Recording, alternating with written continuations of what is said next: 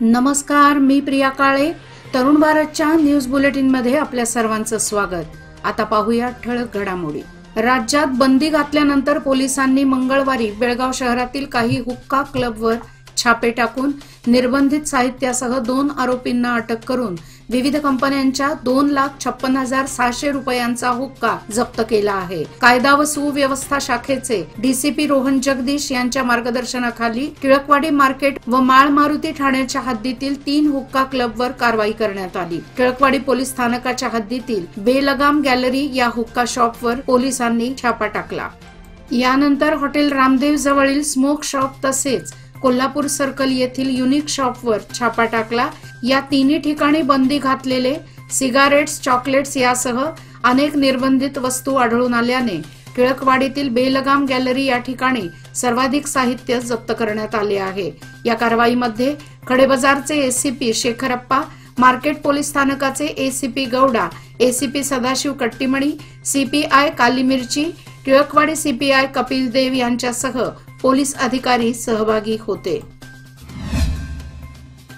रक्त सांडलं तरी जमिनी देणार नाही.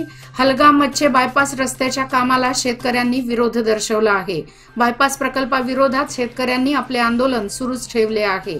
या जागी यंत्रणा का उभी केलीत, असा अधिकाऱ्यांना थेट सवाल उपस्थित केला. तसेच या बायपास प्रकल्पामुळे शेतकरी भूमिहीन होत असल्याचा आरोप करत शेतकऱ्यांनी यावेळी प्रसार माध्यमांसमोर आपली व्यथा मांडली.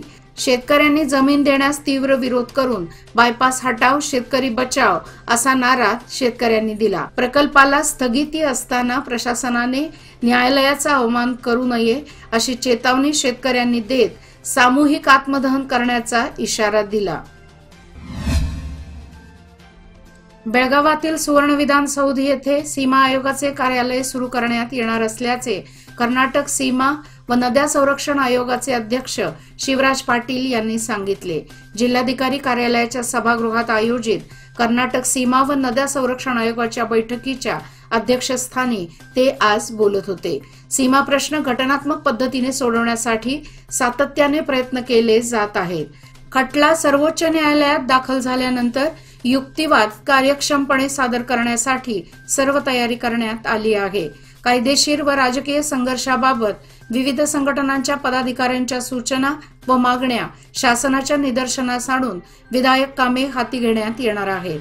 महाराष्ट्र मॉडेलप्रमाणे सीमा मंत्रिपदाची नियुक्ती करण्यावर सरकार भर देणार असल्याचे प्रतिपादन शिवराज पाटील यांनी केले. वन विभागाचे कित्तूर राणी चन्नम्मा मिनी प्राणी संग्रहालय हे बेळगाव व परिसरातील पर्यटकांना आकर्षित ठरणारे ठिकाण आहे.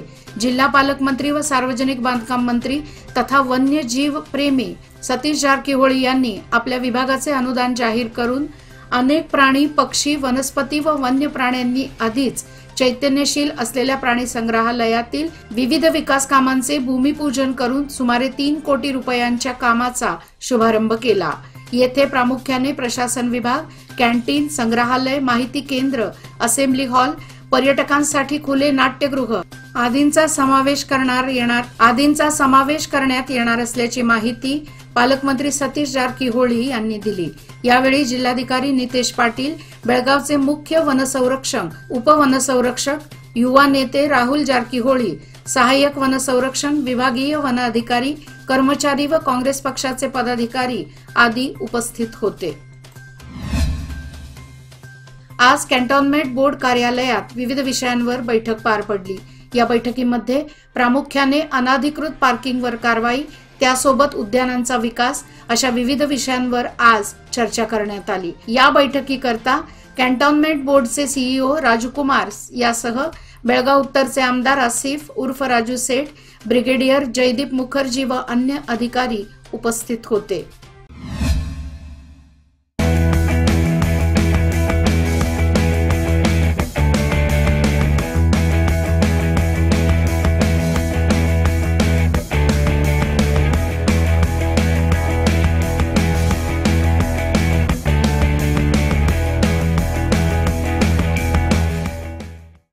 महिलांची शक्ती हीच समृद्ध भविष्याची निर्मिती. लोकमान्य घेऊन आले आहेत महिला उन्नती योजना, जी देते तुमच्या गुंतवणुकीवर 10% आकर्षक व्याजदर फक्त 500 दिवसांकरिता. किमान गुंतवणूक 10,000 रुपये. अधिक माहितीसाठी आजच कॉल करा 1800-212-4050. योजना फक्त महिला सभासदांकरिता. नियम अटी लागू. लोकमान्य, जिथे पैसे वाढतात आणि नातं वृद्धिंगत होतं.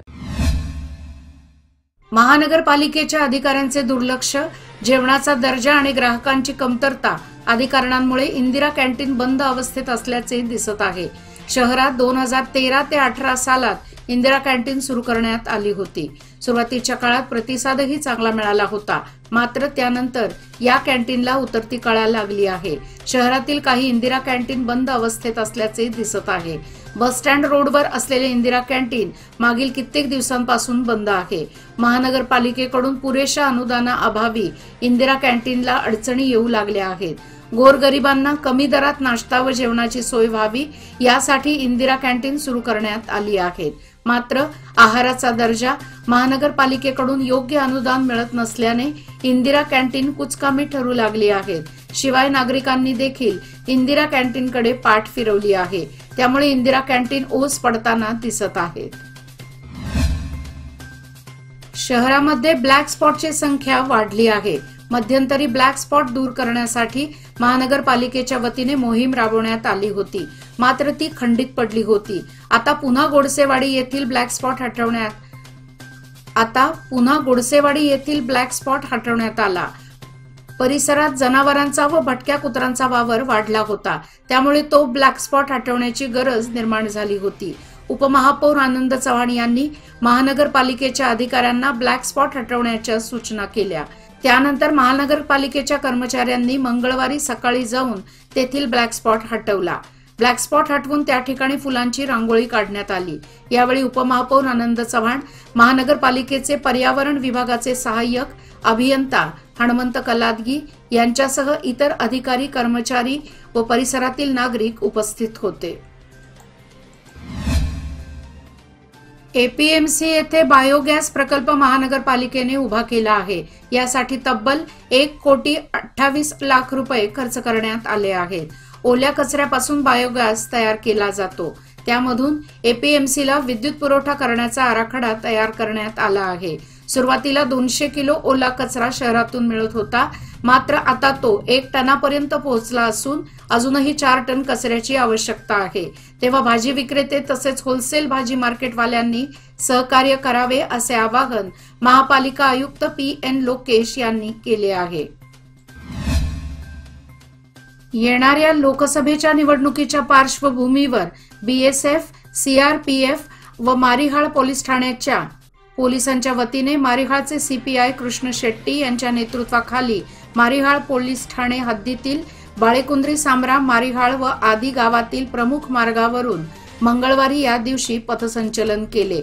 मतदारसंघात निवडणूक काळात कायदा व सुव्यवस्था राखण्यासह बंदोबस्तासाठी BSF, CRPFच्या 100हून अधिक जवानांची तुकडी गेल्या 2 दिवसापूर्वी दाखल झाली असून अतिसंवेदनशील भागात तसेच हद्दीतील प्रमुख गावच्या मार्गावरून पथसंचलन काढण्यात आल्याचे सांगून निवडणूक काळात शांतता बिघडू नये यासाठी ही तुकडी नियंत्रण ठेवली जाणार असल्याचे सांगून सध्या असणारे पोलीस कर्मचारी विविध नाक्यांवर तैनात करण्यात आल्याचे CPI यांनी सांगितले.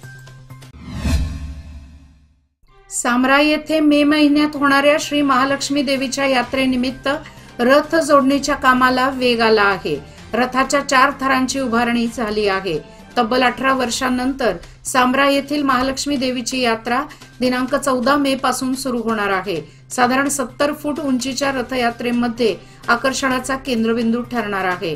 गावातील सुतार व रथकार यांच्यासोबत इतर कारागीर रथ बांधणीसाठी दिवस रात्र झटत आहेत.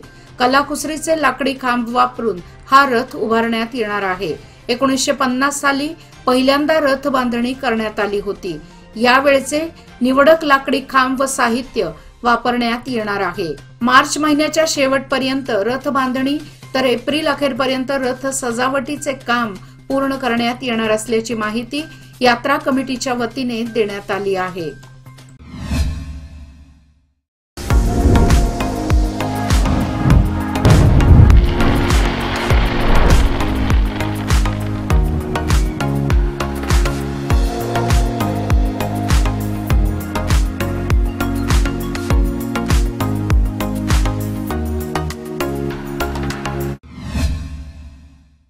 उन्हाचा तडाखा वाढू लागला आहे, त्यामुळे वनक्षेत्रात चारा पाण्याचा तुटवडा निर्माण झाला आहे. परिणामी वन्य प्राणी सैरभैर होऊ लागले आहेत. या पार्श्वभूमीवर वन खात्याने वनक्षेत्रात चारा पाण्याची व्यवस्था सुरू केली आहे. खानापूर विभागातील जांभोटी, कणकुंबी, गोल्याळी, लोंढा आदी परिसरात पाण्याच्या टाक्या आणि चारा उपलब्ध केला आहे. खानापूर विभागात वनक्षेत्र वाढले आहे, त्यामुळे वन्य प्राण्यांची संख्याही टिकून आहे. वाढत्या उष्म्यामुळे वन्य प्राणी चारा पाण्याच्या शोधात भटकंती करू लागले आहेत. याची दखल घेत वन खात्याने डोंगर परिसरात चारा पाण्याची व्यवस्था केली आहे.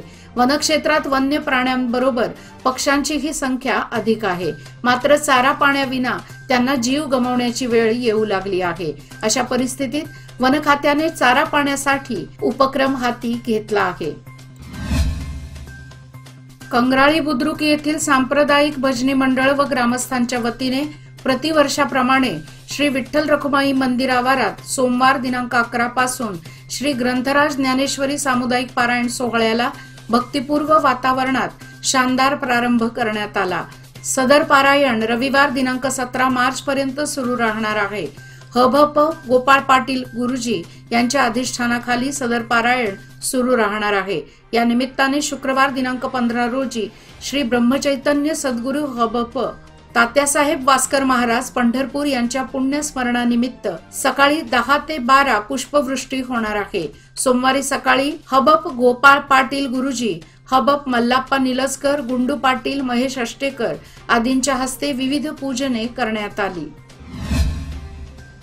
बेळगाव येथील सुवर्ण सौधी येथे डिसेंबर महिन्यात पार पडलेल्या विधिमंडळ अधिवेशन दरम्यान राज्य सरकारने रेणुका यल्लम्मा क्षेत्र पर्यटन विकास मंडळाची स्थापना करण्यासाठी एक विधेयक मंजूर केले होते, ज्याचे उद्दिष्ट मंदिराला आंतरराष्ट्रीय पर्यटन मानांकनापर्यंत पोहोचवण्याचे आहे. त्याप्रमाणे केंद्र सरकारने सौंदत्ती येथील रेणुका यल्लम्मा मंदिराच्या आवारात पायाभूत सुविधांच्या वाढीसाठी 11 कोटी रुपयांचे अनुदान वाटप केले आहे. पंतप्रधान नरेंद्र मोदी यांनी गुरुवारी विकास कामांच्या शुभारंभाचे व्हर्च्युअल उद्घाटन केले. खासदार मंगल अंगडी आणि स्थानिक आमदार विश्वास वैद्य यावेळी उपस्थित होते. तीर्थक्षेत्र पुनरुज्जीवन आणि आध्यात्मिक हेरिटेज तसेच प्रसाद योजनेचा एक भाग म्हणून मंदिराला निधी वाटप करण्यात आला. पर्यटन विभागातील सूत्रांनी दिलेल्या माहितीनुसार पायाभूत सुविधांच्या सुधारणांमध्ये कंपाऊंड वॉल, प्रतीक्षागृह, तीर्थक्षेत्र माहिती केंद्र, मानव व गुरेढोरे यांच्यासाठी प्रथमोपचार सुविधा, कॅन्टीन, सीसीटीव्ही कॅमेरे, लॉकर्सची उभारणी यांचा समावेश असेल. श्री क्षेत्र सोगल हे बेळगाव जिल्ह्यातील सौंदत्ती तालुक्यात आहे. दरवर्षी होळी सणाच्या अगोदर ही यात्रा सुरू होते. यावर्षी ही यात्रा रविवार दिनांक 17 ते मंगळवार दिनांक 19 मार्च अखेर होणार आहे. रविवार दिनांक 17 मार्च रोजी सकाळी 6 वाजता रुद्राभिषेक, त्यानंतर दुपारी महाप्रसाद, रात्री 7 वाजता शिवभजन, शिवकीर्तन होईल. सोमवार 18 मार्च रोजी पहाटे 6 वाजता महारुद्राभिषेक आणि प्रसाद होईल. त्यानंतर 10 पर्यंत अय्याचार लिंग दीक्षा सोहळा पार पडेल. त्यानंतर महाप्रसाद होईल. सायंकाळी 4 वाजता रथोत्सव, 5 वाजता धर्मसभा होईल. याच दिवशी रात्री 9:15 शिवपार्वतीचा विवाह सोहळा पार पडेल.